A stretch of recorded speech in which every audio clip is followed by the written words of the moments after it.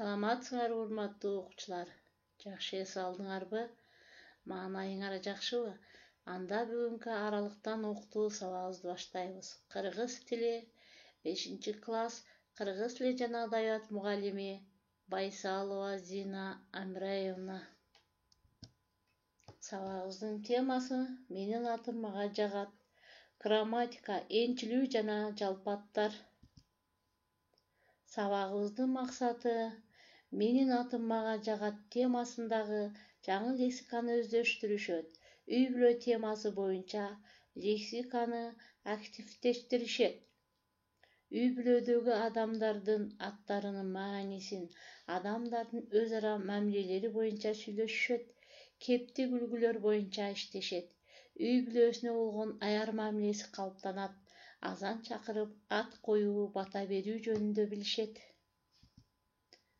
Анда балдар, бүгүнкү жаңы лексика менен таанышабыз.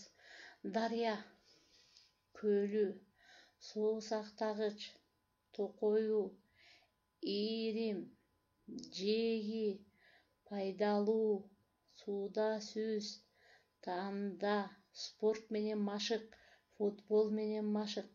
Көрдүңөрбү балдар? Бул сөздөр бизге тааныш сөздөр. Биз турмушубузда колдонуп эле жүрөбүз балдар. Ал эми дарыянын аттары, көлдүн, суу сактагычтын аттары булар энчилүү аттар. Ошондуктан азыр жаңы лексика менен таанышабыз балдар. Эсиңерге тутуп алгыла балдар, адамдардын аты жөнү ар дайым баштамга менен жазылат. Шаарлардын, айылдардын, жер суулардын аталыштары да баштамга менен жазылат балдар.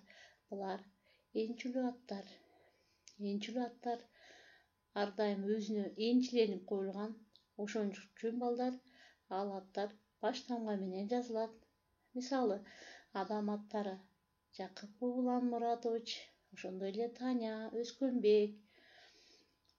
Ар бир адамдын аты өзүнө энчиленип коюлган. Ошондуктан баштамга менен жазылат.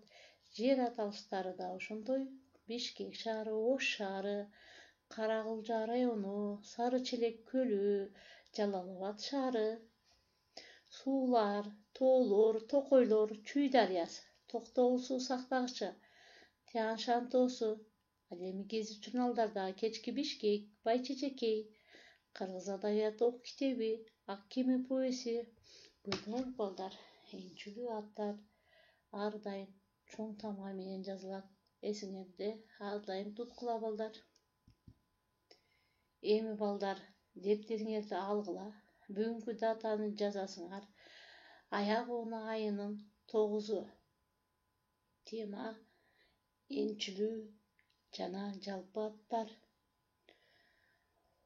12 көнүгүү деп жазып, бош орундарга энчилүү аттарды коюп туура жазгыла. Менин атым Акмат. Мен Семетей кинотеатрына барганды жакшы көрөм. Жакында эле кинотеатрдан Ак кеме деген фильм көрдүм. Курбуларым, досторум менен Фрунзе дүкөнүнө барып, көп нерсе сатып алдым. Менин агам Акмат көчөгө аз чыгат. Ал көбүнчө интернеттен Москва шаарында достору менен сүйлөшөт. Көрдүңөрбү балдар, бош орундарга бардыгына энчилүү аттарды койдук. Силер да ошентип туура жазгыла балдар. 13 көнүгүү өз атыңар жөнүндө ой бөлүшкүлө. Сенин атыңды ким койгон? Сенин атың сага эмне үчүн жагат? Сенин атыңдын мааниси кандай? Ушул суроолор менен ата энеңер, ага эжелериңер менен ой бөлүшүп, билип алгыла. Эми балдар, биз бүгүнкү сабакта эмне жөнүндө үйрөндүк? Энчилүү аттар жөнүндө үйрөндүк балдар. Эсиңерге тутуп алгыла. Эми балдар, үйгө тапшырма 17 көнүгүүңүздү көркөм окуп, суроолорго жооп бергиле. Сага болот чоң ата, өз атаңдын атасы, эмне болот айтып бер, апакеңдин атасы, эмне дейсиң энесин, Эмне дейсиң агасын, бай кетесиң кокустан, чоң уятка каласың.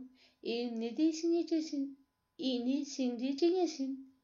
Эске алгын муну да, улуулук бир кеңешим. Эгер болсо апаңдын эжесинин баласы эмне болот ал сага, кана туура атачы, баарын тактап таанығын, билип алгын анығын. Көрдүңөр балдар, ушуларды жаттап, суроолоруна жооп берип, үйдө кылып мага жөнөткүлө. Ушуну менен бүгүнкү сабагыбызды аяктадык. Саламатта калгыла балдар.